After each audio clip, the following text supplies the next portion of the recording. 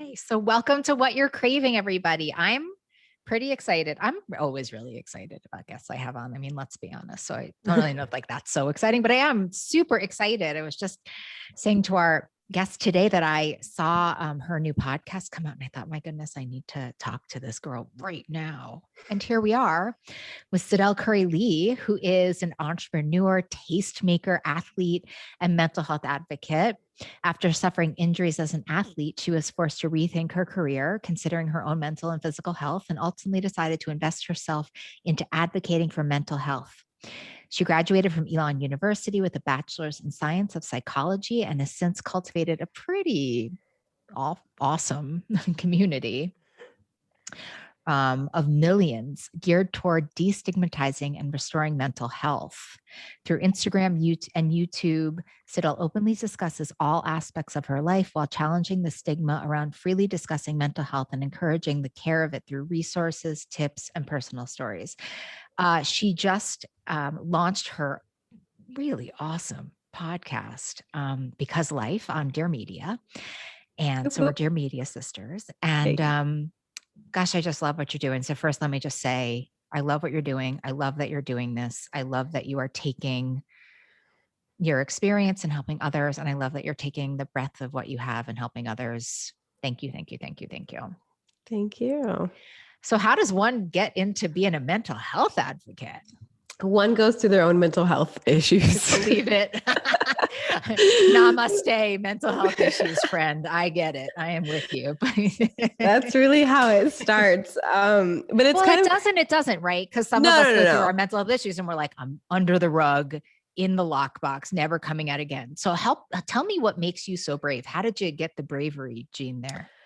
It's been a journey. I've always been interested in psychology. So I really never I'm joking when I say I had my own mental health issues, and then that's how I got interested in it, because I have always been really passionate. I'm a nosy person. Like, I like knowing about people and just knowing about their lives.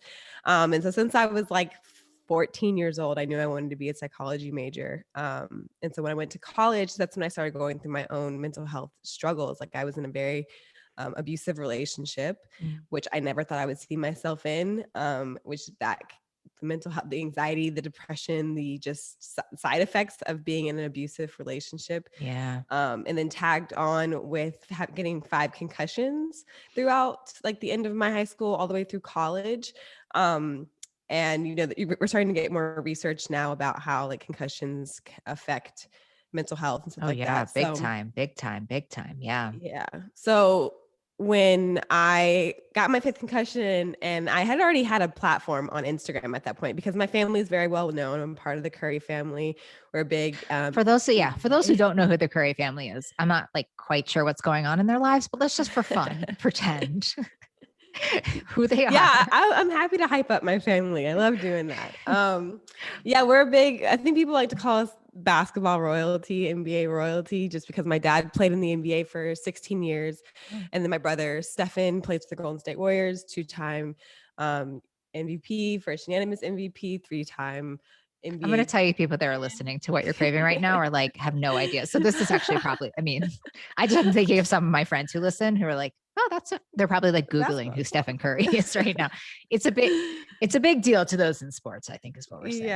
Yeah. And I was my brother Seth plays for Philadelphia. They're actually in the NBA semifinals right now. So yeah, my husband plays for the Warriors. So we're a big basketball family. Yeah. And people, I think, use social media. They see a family and they want to follow everyone in that family just to kind of see what they're up to. So when I was in college, I started getting a really big following just of people interested in our lives. But when I got my 5th concussion and I had to figure out what I wanted to do with my life, a friend of mine pushed me to, influencing is a thing now. You should do something with your platform and do something with the followers. But at that time, I was going through it. I was probably at one of the lower points of my life. And so I knew that if I was going to do this whole lifestyle content creating type of thing, I needed to do something that was also going to include like my passion, which was mental health, because I hadn't seen anybody in social media really talking about mental health. Mm. Because when you look at social media, it's like highlight reels. It's like these people have these Yeah.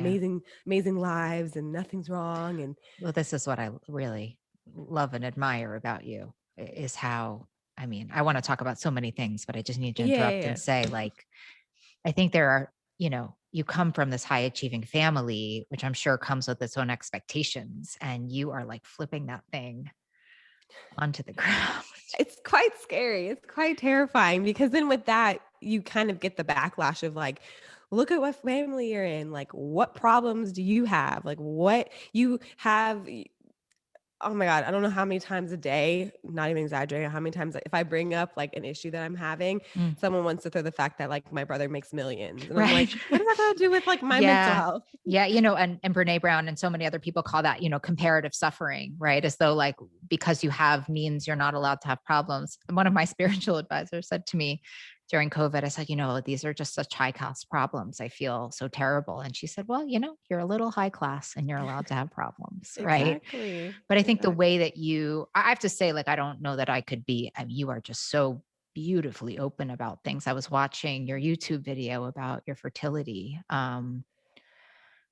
which is just, I was sitting there thinking like, I cannot believe this girl is telling us all of this. But one of my favorite parts of the video, which I wonder if you could speak to, is you have this little part of it where you say, I want you to tell them, I don't want me to tell them. You go, don't say these things to someone struggling with fertility. So can we talk about like toxic positivity for a minute and people just like invalidating your pain? Tell us what you say in the video. It's a touching and really overwhelming video, truly.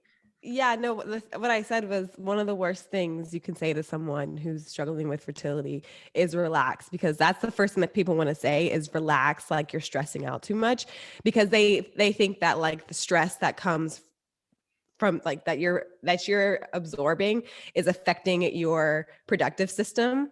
And that's kind of where they're coming from. And most of the time people mean well, but and most of the time people are trying to offer these types of advice because they want to like fix the issue. They want to be problem solvers. They don't want, they feel uncomfortable with your pain. They want to fix your pain. Exactly. And I like to say, we're not necessarily like for someone going through fertility, we're not looking for someone who's not a doctor, who doesn't really know about like my medical history, my husband's medical history. Like you don't know anything. So I'm not looking for advice on how to get pregnant. I'm just like struggling, and it's okay to be like, even if you don't understand, like I don't understand what exactly you're going through. I don't have the answers, but I'm here to listen. I'm here if you want to cry, if you want to vent, but like, please do not tell me to calm down and to relax, because I've tried it. Let's just say like for shits and giggles that like relaxing was the thing. It's like someone telling me to relax, like mostly just makes me want to punch them in the face. It doesn't actually help me to relax. Like when you're in an argument with someone and someone tells you like, calm down, that's the number one thing that will just take it over. I promise you, I'm not calming down if you tell me to calm down. I was calm, but now I'm definitely not calm. Exactly. But I do love that. I mean, I think that was just a really powerful piece. You're like, stop telling me that it's okay. It's like and I think that's a big piece of the mental health crisis is this idea that we have these expectations. Like I'm not allowed to be sad, or I shouldn't be sad. Or, in COVID, everyone's like, I'm so stressed out. I'm like, well, yeah, it's a really stressful time. Like it's a global pandemic. Like that's not a bad thing. 100%. So how do you deal with other people's expectations of you and your expectations of yourself when you come from this? I mean, that must be a lot. Yeah, no, it's definitely been something that I deal with every time I'm in therapy. But that's great. That's like a good point of information. So you are a mental health advocate who attends to her mental health. Oh, 100%. Me too. I'm like J-Lo. I have like a beauty team behind me of mental health people. I swear. I've got one for Mondays, one for Wednesdays. I have one for my soul. I have one for my, like a lot of people, a lot of my trauma, 100%. I wouldn't be here if it wasn't if it wasn't for my faith and my therapist. Like I would not be okay, here. Well, those are the two things I want to talk about today, but like that, yes. Well, because we don't do this alone, Sydel. And I think like this No. is, I think immediately when people get into trouble with mental health, the first thing they think is, how am I going to fix this? Were you there? Like, so in this abusive relationship, which sounds like was like the catalyst of you acquiring mental health treatment, thank goodness. Actually, I didn't start seeing my therapist until maybe a year after I got out of that relationship. How'd you get out of that thing? My parents. So I didn't realize what was happening, and my friends were like, when you're in the relationship, like you don't really see, like, what's happening, but that person's being like, oh, I'm sorry, I'll never do it again. Or, I love you, like da, da, da. The cycle of abuse is real. Oh yeah. It's 100% real. And when you're in it, it's so hard to recognize it and then leave it. So my friends had noticed that something, like I was changing, like I was getting like abused and mentally, emotionally, a little bit physically. So they went to my parents and they told my mom and dad, like, Sydel's not really doing well. And my mom basically— What did they mean not doing well though? Like, were you depressed? Were you just, what happened? Well, I don't know if exactly they told my mom, or my mom was the one who came and talked to me, really, but I just know that they were telling my parents like what he was doing. Oh, wow. And then, which they then noticed afterwards that it was affecting me, like my personality and how I was acting. But my mom basically was like, okay, like either you get out of this relationship or we're just going to cut you off. Like, you're going to cut you off. Wow. And so, yeah, it was that intense. You're like, And even then, like, okay, I was like, okay, like I'm done. Like I'll break up with him, like whatever. But I was still attached to him. Like I was still like kind of sneaking around, whatever. And so, but isn't that, can we just stop there for a second? Cause like, it's interesting. I wrote a book called Breaking Up with Sugar, and I use that abusive relationship metaphor. And I think all addictions are like abusive relationships in a lot of ways. And it's really amazing, even when we know how harmful something is for us. I say this in a really validating way to people struggling. Like, getting into that cycle is so hard to break.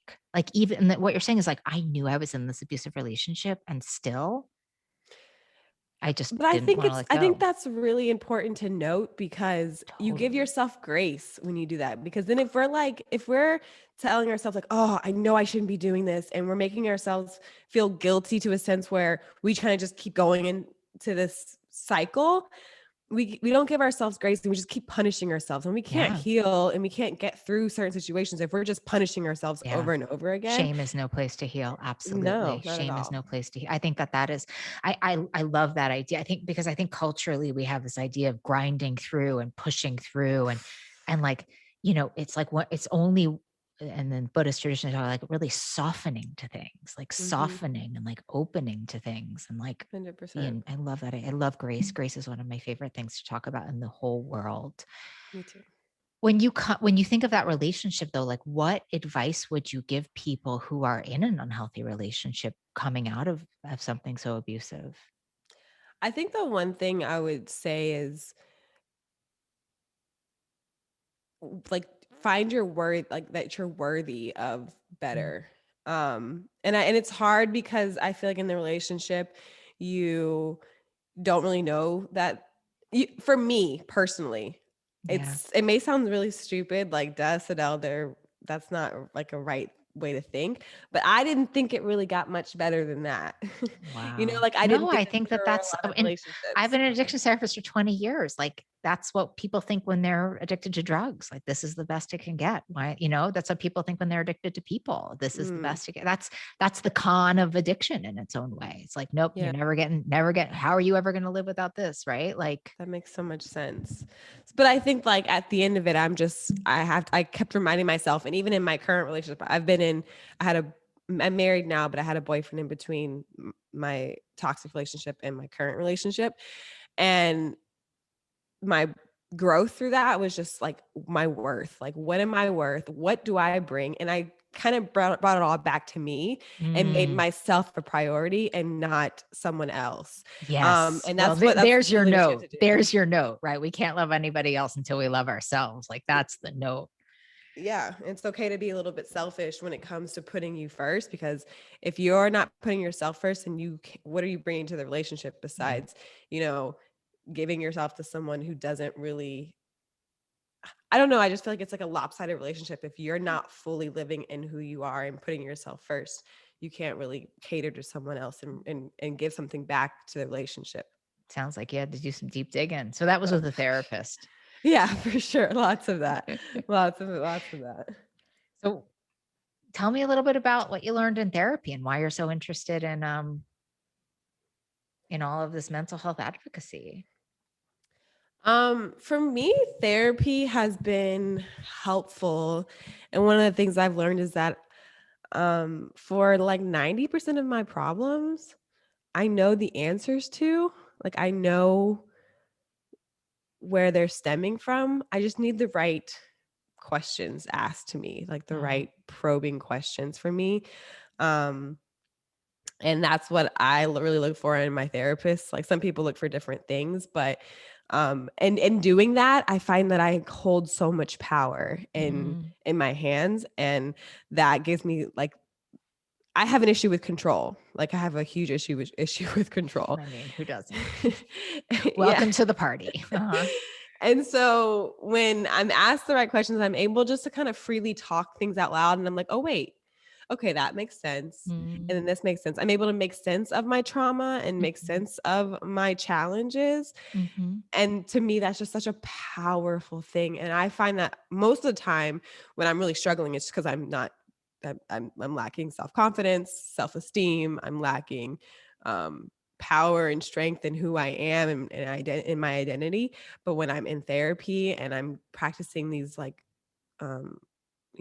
just talking and problem solving in my own life, that to me is like, I actually do hold a lot of power in what I can think and what I do, and how I cannot put a lot of emphasis on what other people think about me. And it's only what I give and what I do and how I feel is what's most important. I love that. I think also, like, I think, just to tie in faith, which I really want to make sure we get to on the podcast today, is like I'm a very faithful and spiritual person. And for those who aren't, I do like to think a little bit about spirituality and faith as this sort of untapped inner resource inside of us, tapping into like our highest self. I think that's a lot of what therapy does, is 100%. Teaches you how to tap into your highest self. So I would love to talk with you about how faith and mental health can be fused together. In your podcast, you talk about the importance of faith and how seeing a therapist, like, better, and bettering your mental health can be compatible with your faith practice. And it sounds like, can you explain to me, like, how there's people who don't believe that, what you know about that, and how you've seen them really be part and parcel, as I have too? Well, for people that don't know, I grew up in a very Christian-based home. I went to church Sunday morning, Sunday night, Wednesday night, non-denominational, or I want to say there was a Pentecostal church. I don't really remember, but it was very, very religious, and almost like the fear of God, like you're kind of scared of it a little bit.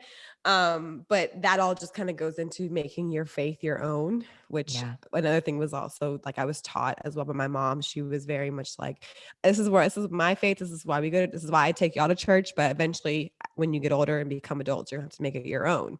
And so when a lot of times when you grow up in that background, when you're having mental health problems or challenges, it's, oh, you're not praying enough, or you're not believing enough, or you're not committed enough, you're not reading your Bible enough. And that is not positive. Well, that's saying that you're the problem, right? Yes, you're the problem. You're not worthy of having a normal or non-challenging mental life because you're not doing X enough. And that is super negative. And I don't need any more negativity in my head more than I already have. Yeah, when you're in that kind of darkness, all you're like if someone said that's me when I was in my dark place, I'd be like, you're right, I'm terrible. Thank you for reminding me. So I'm just going to go try to kill myself, which is where I really came from, Yeah, it's like, that's okay. Like, what do I do with my hands? Thanks for reminding me I'm terrible. So through this process, I have just been reminding myself that a lot of my faith and a lot of what's in the Bible and Jesus and the stuff that I really do believe is love. Like we just need to spread love and look for the joy and the positivity that can be instilled into our lives instead of like the fear that comes with Mm, being like religious and spiritual and a Christian from my perspective. And then my thing is like Jesus made therapists. Like there's literally nothing wrong with going to a therapist because God has put that person on this earth for a specific reason to help us. And Jesus or God knows that he can't come down and sit in a room with us mm, and help talk to us face to face and help us sort our stuff out. So that's exactly why he was like, okay, I'm going to put you over here to help Bob and Sam. I'm going to put you over here to help Sydel and Damien. I'm going to put you over like yeah. it's all for a reason. Everything that I do and everything that happened in my life has been ordained by God. And I really feel like that. Mhm. And so I'm not going to act like these people that I have access to, not just going to like wave them off just because it's not like religiously acceptable. Like we can all, you know, go to a therapist, we can still read our Bible, we can still pray, we can still talk to our friends, we can still see Right. counselors, and it all can be cohesive and work well if that's something that works for you. Wow, that's so beautiful. So it's like you really sort of created, you took, picked and choose what you liked out of your religion and created it into a deeper faith, it sounds like. Made it my own. That's the way to do it. I mean, I know me too. I had to redo my entire relationship with God when I gave up all of my substance. I was like, I had to basically go to couples counseling with God. It was like, I was You like, have to I really sometimes. did. I was like, I am not a fan of your work. And I had to really reevaluate how I was going to live it because I do really believe that a spiritual component when we're talking about addictions and eating disorders is I think it's nearly essential, if only because of this, because of the higher self and the lower self, right? It's like you have to create a higher self. Otherwise, you're just listening to that gnarly, abusive, addictive voice. That's if in and of itself, I don't even need to say God again, but in and of itself, if you don't create that, then you have no other voice to listen to. Exactly. And that's a lot of pressure on yourself.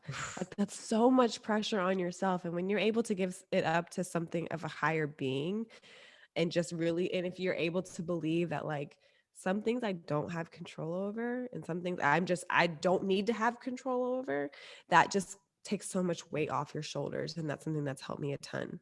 Yeah. So how do you do this advocacy?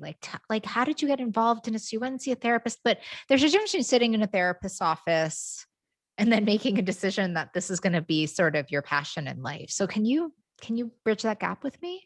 Yeah. So basically, my mom always told me and my brothers that when you know your purpose in life, you stick to it and you go and you never leave sight of it. And This is a really good therapy session, by the way. I'm really learning a lot. I'm really my learning a lot. mom's an OG therapist. What do we charge after this? I'm really into it. Uh-huh. And so I've always felt that things that I go through shouldn't just be kept with me Where because did you learn someone that? else. Because as I you're don't explaining know. it, like, I wanted someone else when I was going through this something. I wanted someone else to do that for me, and I didn't have anyone at that point. This was back in 2016 when I really started talking openly about my mental health challenges, and I couldn't find anyone that I really was like, like you make me seem normal. Like you mm, make me feel like the things that I go through. I'm gonna start crying. You make the good, let it um out. you're like I just wanted someone to tell me or to not even tell me but just to show that like shit happens and you Yeah. know like it's okay. Yeah. And so that was just and I was going through that and I was like I have to like something just told me like that's what you're supposed to do. And I knew that I could only relate to a certain amount of people and only a certain person would be open to hearing me because again I have that kind of overarching aspect of my life is great, everything is fine. Yeah. I mean, but it's like, but in the moment where everybody's like, yeah, sure, life is, it's like, I can't even imagine what it must be like. I come from depression. I come like to be that dark and have that kind of disconnect of this big, shiny, rich, famous family and not be able to feel seen and heard in it. Yeah. I It's a mean, different kind of darkness. it's real. And I'm the youngest, I'm the only Right. girl. So there's like Right. there was already a lot of expectations, and I didn't really have a lot of, I mean, I had my mom that I could model after. My brothers had Yeah. my dad, and they had each other that they could like, Yeah. But go if off that was of. enough, I would be out of a job. Right. I mean, Right. Yeah. But so you yeah, I just don't had know. I this just, knowing that it was your job to come and tell people that it was okay to have problems and it was okay to get help from them. yeah. And I know I could only speak from my experience, Of course. because I don't want to speak on anyone else's, and I didn't know a lot of people at that time.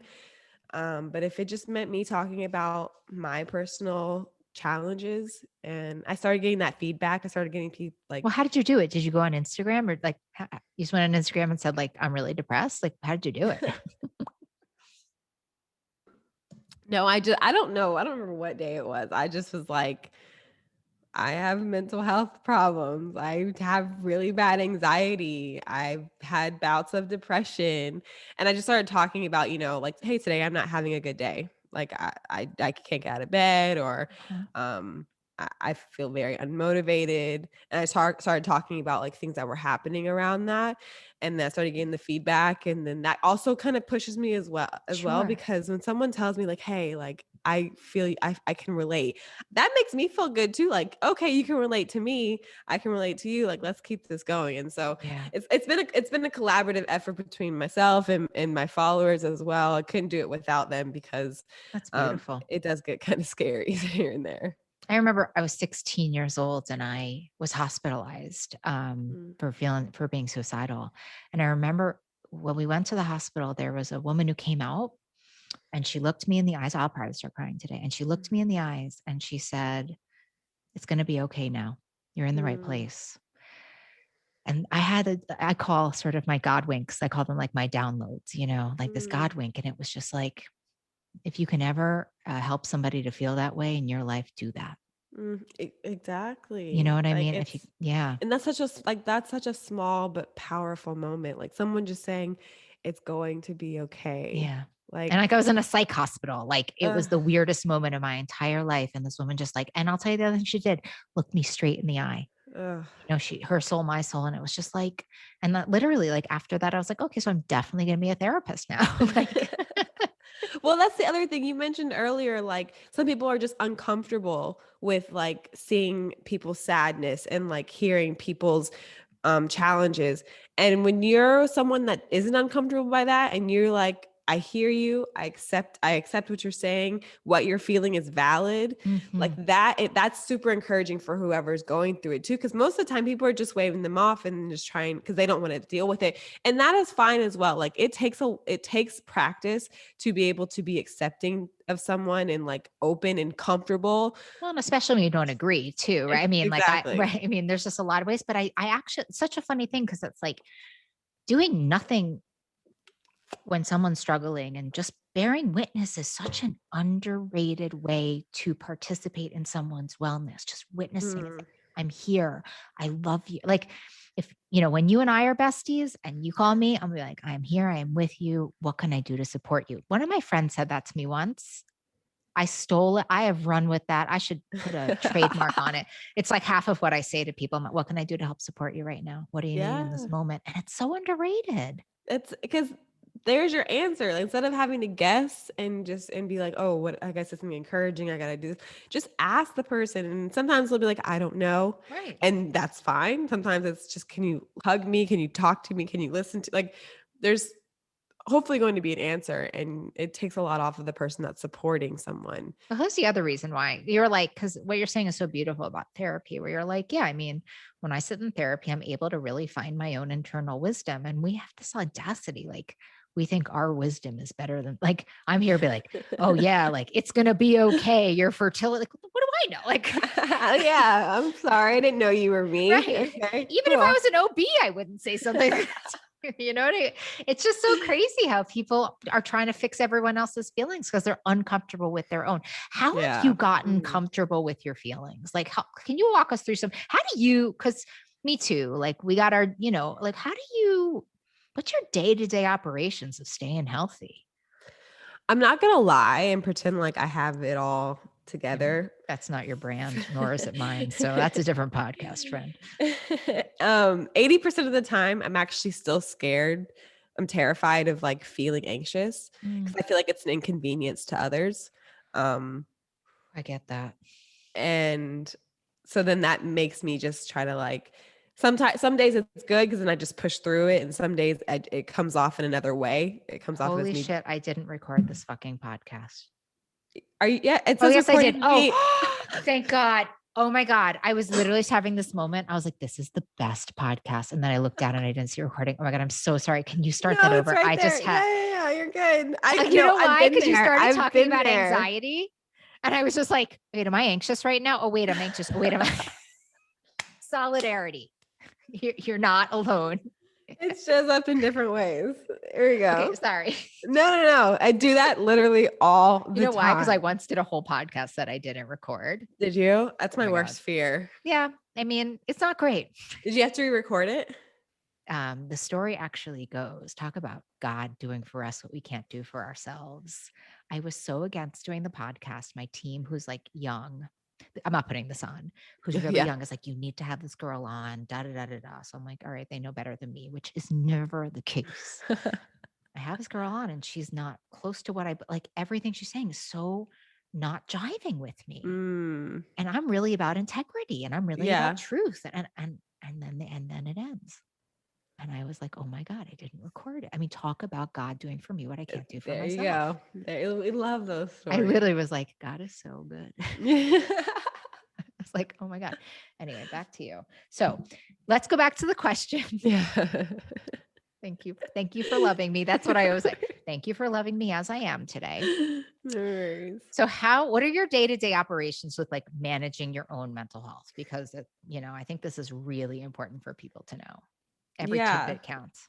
So yeah, I think I'm not going to lie and say that I have it all together. I know how to handle it. Every time I feel anxious. Most of the 80% of the time I'm like, I don't feel anxious. I'm fine. And like try to ignore it because I feel like it's an inconvenience to others around me. It's an inconvenience to people I work with. It's an inconvenience in my relationship. It's an inconvenience in my family. How do you manage that? Yes. Yes to all. Yes. And that's why it's really important, which again, I've been so picky and just kind of like either take it or leave it. But it's very important that I surround myself with people who understand me. And that's kind of one of the hardest things that I've had to kind of like be okay with, because I used to be a people pleaser. Like I'm the most fun person, girl in the world. Like you want to be with me, da, da, da. But I've gotten to the point now where like, if you're not for me and you don't understand me, because I'm good at communicating. That's one thing that I will say is, especially first meeting people, especially now, like people, if you know me, first meeting me, you kind of know what I'm about. So I have no issue talking about that I have mental health issues. And so I explain that and I try to communicate that as best as I can on the first, couple of contacts. But if I come and I say, hey, I'm feeling very anxious, like, can you give me a little time, like not time off, but can you give me a little leeway, or just, I'll get right back with you, and you have an attitude with me, or you're just not understanding or accepting of that, and you already know like how I am, that's fine. Like, yeah, but I love that's such a good, it's like, I feel like if people just did that, they say that the 5 people that you spend the most time with really are sort of the platform of your life. I actually always think about, I have dope friends now. I'm much older than you. I've had to learn really the hard way, but it sounds like I'm like iPhone 1, you're like iPhone 15. You're like, yeah, Mal, that's like exactly what I do. But actually I think it's a great note, right? Which is, we can't do this alone, right? So your power circle needs to be strong, amazing people who speak your love language, right? Yes, 100%. And most of the time when I don't like voice how I'm feeling, voice my anxiety, voice any other problems that I'm having, it's because I'm scared about what they're going to say. But if I do say it, I always, because I have been very picky with who I surround myself with, they're always accepting. And they're like, oh my God, yeah, you're totally fine. So I'm the one that's holding myself back from really being, working through these challenging moments. But when I do, like when I'm feeling anxious, I literally have to, and then I want to face it and I do the right practice and face it. I just sit here.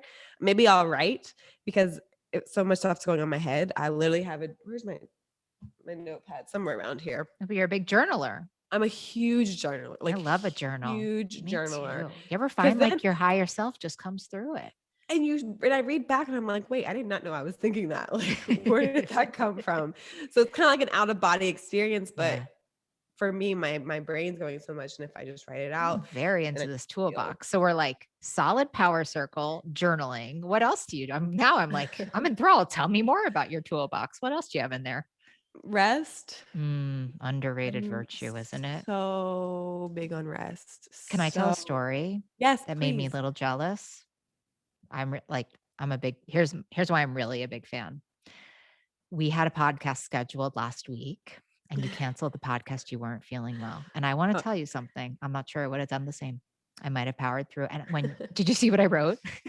No. I was like, oh my God, you tell her I'm so excited that she just canceled this podcast. She should take care. I was like, yes, thank you for showing me it's okay to I swear. I was like having a holiday. I'm sorry you weren't feeling well. No, I wouldn't have canceled if I would have known if I knew I was going to be able. But that's I would have been coughing. I literally would have been coughing. Forget that part of it. Like you weren't what the email said was she isn't feeling her best. I was like, what a way to live her life. Wow. Wow, I'm not feeling my best today. I'm not going to come on. I loved it. I wanted to say, it really taught me a lot. I really thought a lot about my own life. And if I would have done that, we're all just works in progress. So thank you for teaching me that. Truly. If you're feeling sick, Molly, please. Thank you. Reschedule. Please. I know. But I'm like so scared. I'm like, will I be able to be on again? I'm such like a little hoarder in my own way. Will I be able to get on again? It's like, what an act of self-love and faith in its own way to say, see. But thank you for accepting that. Look at us. It's just, this is so healthy. We're in a healthy friendship is what we're saying. I accept you as you are. You accept me. We're not trying to fix each other's problems. And here we are. That's amazing. Yeah. So I think rest is so, especially with our, society's addiction to getting things done. But how do you do all of that? Because you have like the YouTube channel, there's so much going on. How do you do all that in rest? I don't know. And that's that's one of my other issues is that I don't realize how much I do because I genuinely kind of downput my abilities a lot. So another exercise that I do to kind of, I want to pat myself on the back at least once a day because I'm not very good at that anyways. That's a great tool. I'm into that. And so sometimes whenever I'm feeling down or I'm talking to my husband and he's like, and I'm like, oh, I just feel like I had a really lazy day today and I didn't do anything.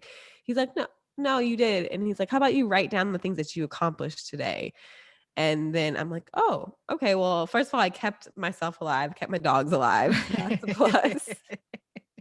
I actually can tangibly see the things that I've done, and then hype myself up a little bit. So I love that. I'm telling you, we could make this its own thing. Your toolbox is amazing. I love it. So this is a podcast. This is a podcast about a lot of things, but as I invented it, it's a podcast about what is underneath our addictions and our eating disorders, right? Because I've been in this, and I'm so tired of talking about the food and talking about the alcohol. It's like, what are we really craving, right? So, it's like, and so I think so many people turn to food and substances because they're not comfortable talking about their stuff. So, what do you think people are really craving? If you could ponder that. I think people are craving just acceptance of who they are. And they use, like you're saying, using alcohol, substances, food which I've been there, especially with the alcohol. Yeah. But acceptance, people just everyone has a true self, but because there's so many different types of just, sources and stimulus that are happening throughout the day, we're all just trying to become one thing that's going to be accepted by everyone. Which is it's a lot. It's a lot. Well, it's a winless game. That's that's a not possible. winless game. If you're trying to get everybody to like you, the only person that will really hate you as yourself, I would imagine. Exactly. So I think I'm not for everybody. I don't know about you, but no, I know for a am not fact for that I'm not for everyone. everybody. I know that for a fact, but that's what the block button is for. That's I what. bet. Oh my God, you must have such a block button. It's actually great. It's in the new feature where you can block from new accounts by the same person. It's just Oh wow. it's clutch. Fancy. It's I'm clutch. not that fancy yet. I'm manifesting that kind of fanciness, but I'll have to come to you for I'm sure you'll have a ton of stories.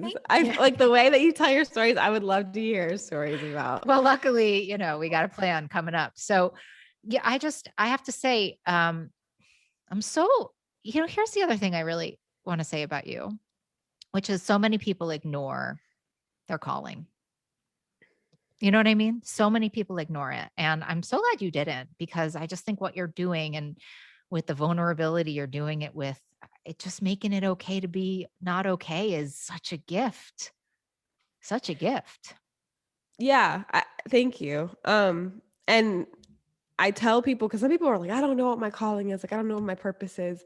I'm like, you probably do. You're just scared of it. You're just terrified. I mean, that's what every spiritual teacher I've ever gone to has said. Yeah. Probably, it's just like she says, there's no such thing as an unanswered prayer. You may just not want to know the answer. Exactly. Like, be careful what you wish for. Right. But not in like that scary kind of way. Because if Right. you're calling it something that you're terrified for, terrified of, it's for a reason. Like there's you must be you must have been when you put on that, when you did put that YouTube up, that you couldn't have been like, cool, can't wait to show everyone my info. Like, you must have been. I was terrified watching it for you. I was like, I don't know her. It was so cringe. I was cringing the whole time because I'm like, okay, we're actually doing this. Like, it's been almost 3 years of going through all of this. I'm so sorry. Thank you. I mean, I'll tell you a little secret. I'm pregnant. So by the time I'm announcing it tomorrow. So it's all I'm like working. crying. I'm so happy for you guys. I really am. Thank you. I mean, it's yeah, but like I took the easy way out, because for me it's easy way out because I do know what the ending as of now is. But it's also very scary living those dark days again, which were extremely dark days. And so which is why I'm super like ready just to announce tomorrow so that I can start being happy again. Yeah. The last 2 weeks have been so dark and so heavy and like sad. Yeah. But anyways, yeah. So but it's like the darkness is what forms us, in my experience. 100% is what forms us. So 100%. I'm so happy for you. Thank Congratulations. you. Do you know when you're due? I'm due November 18th. Oh, so exciting. Yeah. That's great. I'm so happy for you. Thank you so much for hanging out. I just love when it feels like you're just having lunch with a friend. And that's what it felt like today. I will say sometimes after a podcast, like I feel full. Yes. And there's going to be more. Stay tuned. I'll see you in July. Can't wait to hear more. You're amazing. Thank you so much for coming on the show today, babe. Thank you, Molly. Okay. See you soon. Bye. Bye.